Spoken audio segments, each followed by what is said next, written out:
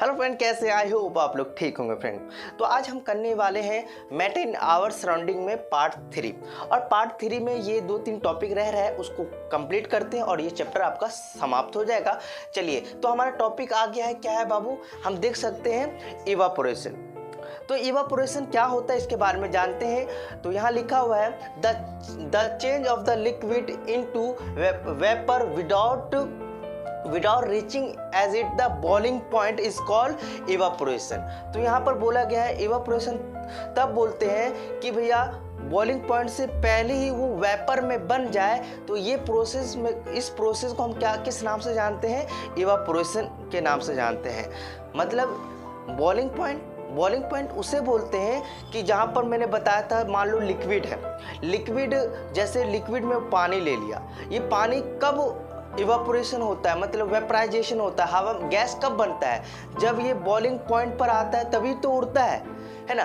तो कह रहा है बॉइलिंग पॉइंट पर एक ऐसा सब्सटेंस जो बॉइलिंग पॉइंट से पहले ही वो गैस में कन्वर्ट होना शुरू कर दे, ऐसा सब्सटेंस को, ऐसा प्रोसेस को हम क्या बोलते हैं, इवापोरेशन बोलते हैं। क्लियर हो गया होगा। जैसे कि मैं बोलता हूँ, एक लिक्विड लिया, उसका टेम्परेचर मैंने 120 पॉइंट कर दिया, मतलब 120 डिग्री सेल्सियस कर दिया। तो बताओ ये इवापोरेशन हो गया कि वेपराइजेशन हुआ।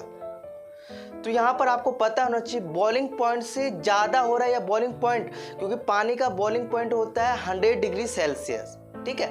तो 100 डिग्री सेल्सियस तो ज़्यादा है, तो ये बॉइलिंग पॉइंट से तो अबव है, ज़्यादा है। तो इसलिए इसको हम ऐसा प्रोसेस, मतलब 100 से ज़्यादा, बॉइलिंग पॉइंट से ज़्यादा या उस बॉइलिंग पॉइंट तक है, तो हम इस प्रोसेस को बोलेंगे वेपराइजेशन। बट बॉइलिंग पॉइंट से पहले ही वो गैस बन जाए।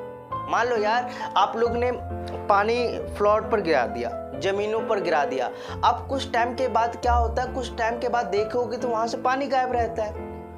तो ये पानी कहाँ गया, वो गैस बन के उड़ गया। तो इसके पीछे क्या लॉजिक है। बट हाँ, जो जमीन है वो 100 डिग्री सेल्सियस तो नहीं है, बट तभी तो पानी तो गायब हो गया वहां से। तो देखो 100 डिग्री से, मतलब बॉइलिंग पॉइंट से पहले ही, मतलब उतना मैंने टेम्परेचर दिया ही नहीं, उससे पहले वो गैस बन गया। तो इसको क्या बोलेंगे, इवापोरेशन बोलेंगे, ठीक है। वेपराइजेशन कब बोलेंगे, मैंने बता दिया।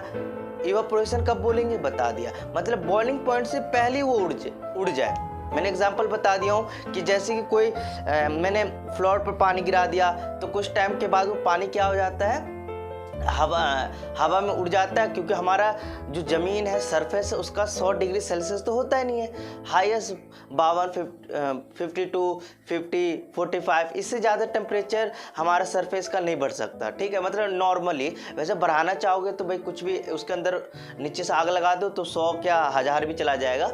तो ये बस मैंने समझा रहा हूँ आपको, समझाने के लिए। तो इवापोरेशन कब बोलते हैं, वेपराइजेशन कब बोलते हैं। वेपराइजेशन वो बोलते हैं कि बॉइलिंग पॉइंट के बाद जो गैस में कन्वर्ट हो गया, वेपराइजेशन होता है बॉइलिंग पॉइंट से पहले, उबलने से पहले वो चीज़ उड़ने लगे, तो हम क्या बोलेंगे, इवापोरेशन बोलेंगे। तो कुछ फैक्टर है, कुछ चीज़ पर ये डिपेंड होता है कि factor of affecting rate of the evaporation, जो उड़ने का जो वेपराइजेशन होता है वो कुछ 4-5 टॉपिक पर निर्भर होता है। जैसे कि आपका हो गया टेम्परेचर, हो गया प्रेशर, हो गया सरफेस एरिया, हो गया, और ये लास्ट में क्या लिखा हुआ बताइए जल्दी से, ह्यूमिडिटी इन एयर, कि एयर के अंदर ह्यूमिडिटी होता है, विंड स्पीड होता है, इस पर डिपेंड होता है। टेम्परेचर के बारे में जानते हैं कि हमारा इवापोरेशन टेम्परेचर में कैसा रिएक्ट करता है। तो यहाँ पर हमारे पास क्या है, evaporation temperature evaporation increase and the vice versa. चलिए यहाँ पर मैं समझाता हूँ कि temperature on increase in temperature rate of the evaporation increase in vice versa. तो ये आपको डेफिनेशन याद करने की कोई ज़रूरत नहीं, मैं अभी समझा देता हूँ। टेम्परेचर बढ़ेगा तो इवापोरेशन, मतलब वो मतलब गैस जल्दी बनेगा, मतलब वो वहाँ का पानी वहाँ से जल्दी उड़ेगा। कैसे, एग्जांपल के लिए, अब मान लो कुछ अपने क्लोथ धोया, कपड़ा धोया, गर्मी, वही कपड़ा ठंडी में सूखने में 2-3 दिन लगता है, यस या नो, और वही कपड़ा अब गर्मी में सुखाते हो तो क्या होता है, अब कुछ घंटे, कुछ आधे घंटे, है ना, 1 घंटा 2 घंटे में वो कपड़े सूख जाते हैं। बट ठंड में वही कपड़ा सूखने में 2 दिन 4 दिन लगता है। इसका पीछे क्या रीज़न है? क्योंकि देखो ज़्यादा टेम्परेचर है तो इवापोरेशन जल्दी होगा, और टेम्परेचर कम है तो टेम्परेचर कम होगा तो इवापोरेशन भी क्या होगा? कम होगा। वाइस वर्सा, टेम्परेचर बढ़ेगा तो इवापोरेशन भी बढ़ेगा, और टेम्परेचर कम होगा तो इवापोरेशन भी क्या होगा? कम होगा। ये समझ में आ गया? टेम्परेचर पर डिपेंड होता है इवापोरेशन। फिर प्रेशर, प्रेशर कह रहा है on increase in pressure rate of the evaporation decrease and vice versa. यहाँ पर बोला गया है प्रेशर कैसे यार? मान लो कोई कंटेनर है, मैं उस कंटेनर के अंदर कुछ क्लोथ डालकर, मतलब गीला क्लोथ डाल दिया, तो बताओ मैंने उसमें प्रेशर लगाया, ठीक है, प्रेशर लगाया, कंटेनर के अंदर बंद कर दिया एकदम। अब बताओ कुछ टाइम के बाद वो बताओ कपड़ा सूखेगा कि नहीं सूखेगा? यस या नो? यस, सूखेगा? नहीं सूखेगा बिल्कुल, क्योंकि मैंने प्रेशर उस पर अप्लाई किया हूं तो वो नहीं सूखेगा। तो यहाँ मतलब बोल रखा है कि प्रेशर बढ़ेगा तो इवापोरेशन क्या होगा? कम होगा, या प्रेशर कम करोगे तो इवापोरेशन जल्दी होगा। मतलब ढक्कन खोल दोगे, उसका थोड़ा सा हवा निकालने की कोशिश करोगे तो कपड़ा क्या होगा? जल्दी सूख जाएगा। बट उसको तुम जांच के रखोगे तो क्या होगा? इवापोरेशन नहीं होगा। क्लियर? समझ में? प्रेशर लगाओगे तो इवापोरेशन क्या होगा? कम, बहुत जल्द, मतलब उसमें का पानी बहुत लेट में निकलेगा। अब प्रेशर थोड़ा सा ढीले, मतलब कम करोगे तो उसमें का पानी जल्दी से गायब हो जाएगा। तो प्रेशर समझ में आ गया? चलिए, सरफेस एरिया पर डिपेंड होता है बिल्कुल।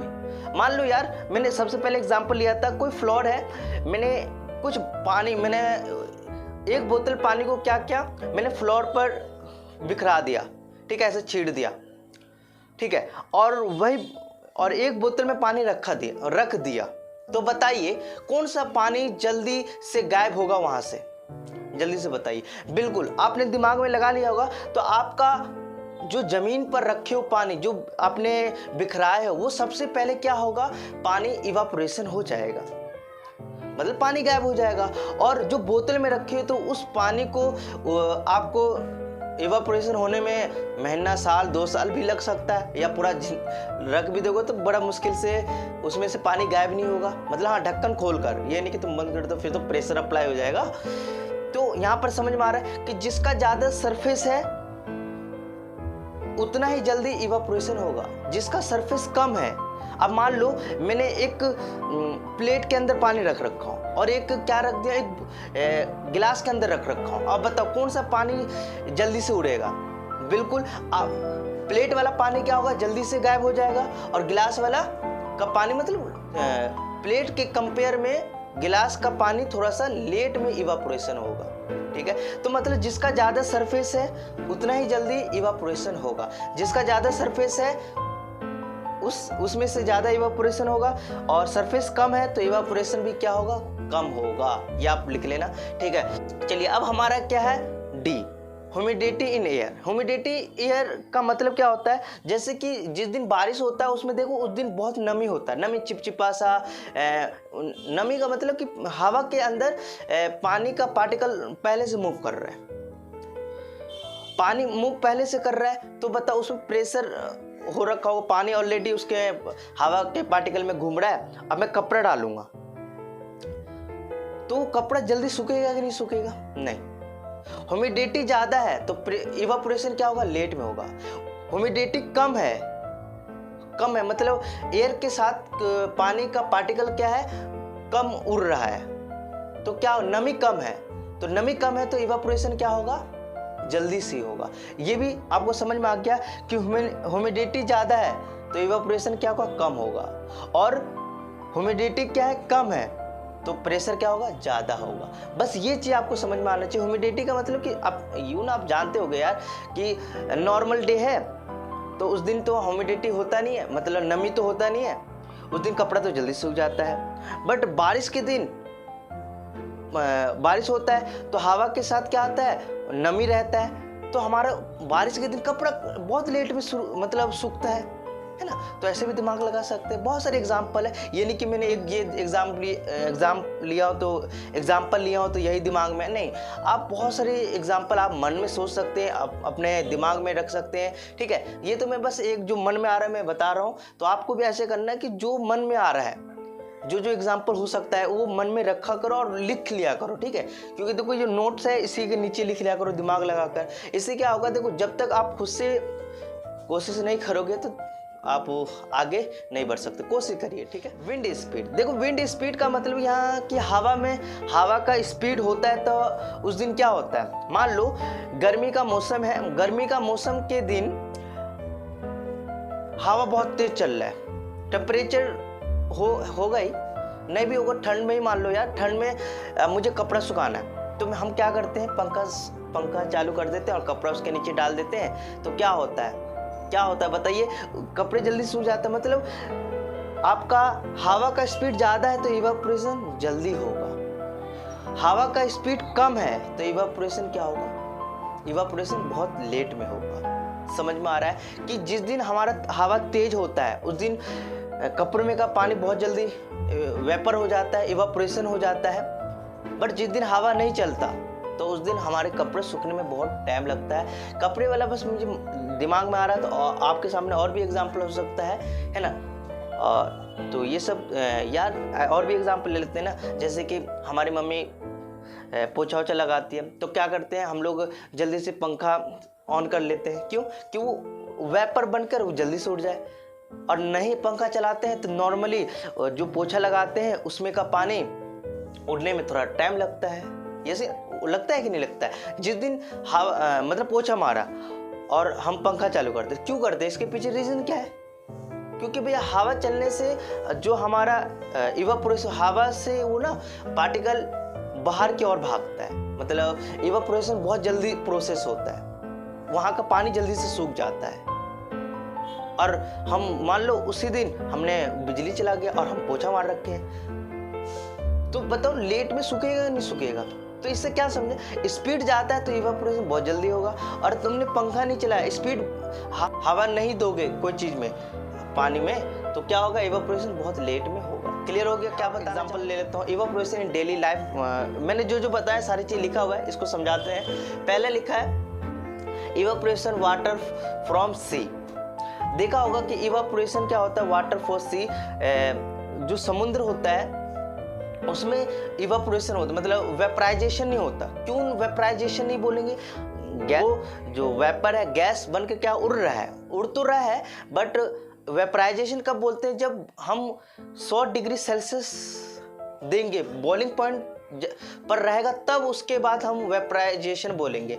बट उससे पहले उड़ रहा है। समुद्र का पानी तो हमारा क्या होता है, 100 डिग्री सेल्सियस तो नहीं होता, उससे कम ही होता है। तो इसलिए वहाँ पर हम क्या यूज़ करते हैं, पानी का जो उड़ता है समुद्र में से पानी जो वेपर बनता है, तो हम इसको क्या बोलते हैं, इवापोरेशन बोलते हैं। और भी हम देख लेते हैं, evaporation for sweat from the body. हमारे शरीर में से भी जो क्या होता है, पसीने जो आ रहा है, और देखो आ भी रहा है मुझे, तो क्या होगा, वो कुछ टाइम के बाद वो सूख जाता है। ये कौन सा प्रोसेस होता है? अब मेरा टेम्परेचर तो 100 डिग्री सेल्सियस तो नहीं है कि मैं गर्म हो रहा हूँ 100 डिग्री सेल्सियस तब ये वेपर बनेगा, नहीं। मेरा नॉर्मली टेम्परेचर होता है बॉडी का, तभी भी हमारा स्वेट जो पसीना वो वेपर बन जाता है, वेपराइजेशन हो जाता है, ठीक है। फिर same example, wet cloth on the laundry, the area of the dried for the because of the evaporation. और मैंने अभी जो कपड़े का एग्जांपल लिया है कि भाई हम कपड़े बाहर सुखाते हैं, 100 डिग्री सेल्सियस नहीं भी होता है तो हमारे कपड़े सूख जाते हैं, तो ये भी क्या है, इवापोरेशन है, ठीक है। और लास्ट है separation of the salt from the sea. और हम समुद्र के पानी से नमक निकालते हैं, तो ये भी कौन सा प्रोसेस यूज करके हम निकालते हैं, क्या भैया, इवापोरेशन प्रोसेस होता है। उससे हमें क्या, देखो पानी वहाँ से वेपर बन जाता है, इवापोरेशन हो जाता है, उड़ जाता है, फिर उसके बाद हमारा क्या बचता है, नमक बचता है। तो ये सारे आप डेली लाइफ में इवापोरेशन आपने देखा होगा होता है हमारे। और भी एग्जांपल हो सकता है, ये नहीं कि सिर्फ यही 4-5 एग्जांपल है। आपके माइंड में जो एग्जांपल आ रहा है सारे चीज़ एग्जांपल हो सकता है, बट इवापोरेशन में पता होना चाहिए इवापोरेशन क्या होता है, बॉइलिंग पॉइंट से पहले वो चीज़ हवा मतलब गैस बनना शुरू हो जाए। और वेपराइजेशन वो होता है जो 100 बॉइलिंग पॉइंट के बाद गैस बनना शुरू हो जाए, तब हम वेपराइजेशन बोलते हैं। और बॉइलिंग पॉइंट से पहले उड़ गया तो इवापोरेशन बोलते हैं। क्लियर हो गया? यस या नो? तो जल्दी से चलिए, तो यहाँ पर एक कुछ लिखा हुआ है, इसको हम समझते हैं। Cooling caused by the evaporation. कह रहा है कि इवापोरेशन होने के बाद हमें कूलिंग, ठंडा क्यों महसूस होता है, इसके पीछे क्या रीज़न है। तो आपने देखा भी होगा, आपने एक्सपीरियंस भी किया होगा कि हम कुछ हाथ पर डालते हैं, जैसे कि मान लो यार पेट्रोल डालते हैं हाथ में, पेट्रोल डालते ही क्या होता है वो हमारे गर्मी ले लेता है हाथ का, और वो क्या बन जाता है, गैस का जो पेट्रोल है वो किस में कन्वर्ट होता है, गैस में कन्वर्ट हो गया। मतलब क्योंकि हमारा 100 डिग्री सेल्सियस तो नहीं है, मेरा हाथ का जो मेरा हथेली है इसका 100 डिग्री सेल्सियस टेम्परेचर तो नहीं है, तभी भी वो पेट्रोल था वो गायब हो गया। तो ये क्या हुआ, इवेपोरेशन तो हुआ, बट उसके बाद मुझे क्या महसूस होता है बताइए जल्दी से, ठंडा जैसे नो। तो ये क्यों होता है, ये लेटेंट हीट की वजह से होता है। वो लेटेंट हीट में यहाँ पे लिखा है, whenever you evaporation occupy liquid water take latent heat to evaporation from the body in the content and cause cooling feel. तो जो हमारे बॉडी से हीट लेता है ना, और वो हीट तो ले लिया, जो पेट्रोल है वो किस में कन्वर्ट हो गया, लिक्विड था, मेरा हीट लेते वो किस में चेंज होने लगा, किस में होने लगा जल्दी से बताइए, वो चेंज होने लगा लिक्विड में, वो चेंज होने लगा गैस में। ठीक है, गैस में चेंज होते ही क्या हो गया बताइए, गैस में चेंज हो गया। उसके बाद थोड़ा देर के बाद मुझे क्या होता है, ठंडा महसूस। ये तो नहीं हो कि पूरा रात दिन मुझे ठंडा महसूस होता, नहीं, कुछ टाइम के लिए, फिर उसके बाद मेरा बॉडी नॉर्मल हो जाता है। सेम एज इट इज, आपने सैनिटाइजर आपने लॉकडाउन में बहुत यूज किया होगा, आपने डाला होगा, कुछ टाइम के बाद वो मेरा हीट लेकर मेरे बॉडी का गर्मी लेकर वो क्या लिक्विड किस में बन गया, गैस में चला गया। उसके बाद हमें कुछ टाइम के लिए मुझे क्या ठंडा महसूस होता है, यस या नो। फिर आपने देखा भी होगा गर्ल्स उस नेल पॉलिश जो होता है उसको निकालने के लिए कुछ लिक्विड यूज़ करते हैं, उस लिक्विड का नाम याद नहीं आ रहा है, आपको पता होगा तो बता देना। तो वो लिक्विड यूज़ करते तो उसमें भी वही सेम, वो हमारे बॉडी से क्या करता है, लिक्विड हमारे बॉडी से क्या करता है, लेटेंट हीट ले लेता है, वो गैस बना देता है। उसके बाद कुछ टाइम के बाद हमें बॉडी मतलब हमारे शरीर में जहाँ पर लगाते हैं वहाँ पर कूलिंग फील होता है। ये नहीं कि मैंने लगाया यहाँ पर और पूरी बॉडी को मुझे ठंडा फील हो रहा है, नहीं, ऐसा नहीं होता। ठीक है, तो अब पता हो गया क्या क्या बता। चलिए, तो लास्ट टॉपिक है डिफ्यूजन। डिफ्यूजन क्या होता है, डिफ्यूजन का मतलब क्या होता है, यहाँ पर लिखा हुआ है कि intermixing of a particle due to movement of the particles from higher concentration to lower concentration is called diffusion। तो यहाँ पर देख सकते हैं डिफ्यूजन के बारे में लिखा है। डिफ्यूजन क्या होता है कि भैया कोई भी पार्टिकल मूव होता है हाई से लोअर। हमारा जो एयर होता है यार, एयर किधर मूव होता है, जिधर ज़्यादा प्रेशर होता है उधर से कहाँ, जिधर कम प्रेशर उधर की ओर मूव होता है। तो ऐसा ही प्रोसेस को हम क्या बोलते हैं, डिफ्यूजन बोलते हैं। और डिफ्यूजन हमारे मैटर के साथ भी होता है। सबसे ज़्यादा तो मैं बता दूं गैस के साथ डिफ्यूजन ज़्यादा होता है, सॉलिड लिक्विड में कम होता है। तो यहाँ पर गैस के साथ डिफ्यूजन कैसे होता है मैं बताता हूँ। तो डिफ्यूजन ऑफ द गैस, आपने देखा होगा diffusion in gas is the fastest particle move. तो हमारे जो डिफ्यूजन इन गैस होता है बहुत फास्ट होता है, बहुत जल्दी होता है। ठीक है, और बहुत जल्दी उसमें क्यों, क्योंकि हमारे पार्टिकल्स उसमें क्या होता है, काइनेटिक एनर्जी ज़्यादा होता है, बहुत जल्दी ट्रेवल करता है। जो जल्दी भागता है दूर होता है उसमें ज़्यादा काइनेटिक एनर्जी ज़्यादा होता है, तो इसलिए उसमें डिफ्यूज़न भी बहुत तेज़ी से होता है। तो मैं बताता चलूँ, डिफ्यूज़न एक चीज़ और है, ज़्यादा गर्म होता है तो उसमें डिफ्यूज़न बहुत जल्दी फास्ट होता है, क्योंकि गर्म करते ही पार्टिकल क्या होता है बहुत, उसमें बहुत ज़्यादा काइनेटिक एनर्जी आता है। बट वो ठंडा तो उसमें काइनेटिक एनर्जी कम होता है। एग्जाम्पल के लिए ले लेते हैं, जब हम खाना बनाते हैं घर में तो खुशबू पूरी बिल्डिंग में ऊपर नीचे सब पहुंच जाता है। बट वही खाना को मैं कुछ टाइम के बाद मतलब रख दिया फ्रिज में, या फ्रिज के अंदर बहुत सारा खाना है, मैं ओपन करके देख रहा हूँ, ओपन करके तो देख रहा हूँ, तो ऐसा तो नहीं हो रहा मैं खोला तो उसका खुशबू सब फ्लोर में चला गया कि भैया उस फ्रिज में मेरे ये सामान, ऐसा तो नहीं। तो मतलब कूलिंग एरिया में, कूलिंग इन्वायरमेंट में डिफ्यूज़न बहुत लेट में होता है, और हॉटेस्ट में क्या होता है हमारा डिफ्यूज़न थोड़ा फास्ट होता है। ठीक है, तो ये सारे एग्जाम्पल हैं, तो आप लोग समझ गए होंगे। डिफ्यूज़न इन लिक्विड, तो लिक्विड के अंदर भी हमारा डिफ्यूज़न होता है। एग्जाम्पल के लिए ले लेते हैं, एक गिलास है, गिलास के अंदर पानी है, पानी अदम मैंने रखा, बट उसके अंदर एक नील का मतलब एक नील की बूंद डाल दिया। कुछ टाइम के बाद देखूंगा वो गिलास पूरा नीला हो जाता है, उसके अंदर का पानी पूरा नीला हो जाता है। इसका मतलब क्या होता है, पानी का भी पार्टिकल क्या होता है डिफ्यूजन, मतलब मिक्स हो गया, मतलब मिक्स हो गया। तो इससे ये समझ में आ रहा है कि लिक्विड में भी क्या होता है, डिफ्यूजन प्रोसेस होता है, इधर उधर पार्टिकल भागता रहता है। ठीक है, डिफ्यूजन इन सॉलिड इसमें बहुत कम होता है, तो इसको ये लेट में भी होता है। डिफ्यूजन इन सॉलिड क्या होता है, बहुत लेट में होता है। तो इसकी करने के लिए डिफ्यूजन इन सॉलिड में क्या होता है, कुछ लंबे समय लगता है। क्या लगता है भैया, लंबे समय लगता है। लंबे समय का मतलब ये नहीं कि सॉलिड में लिखा और कुछ टाइम के बाद मुझे उसका जो डिफ्यूज़न प्रोसेस दिखेगा, नहीं, उसको दिखाने के लिए कम से कम 6 महीने, 2 महीना, 3 महीना लगेगा। एक एग्जांपल मेरे सर ने दिया था चौक वाला।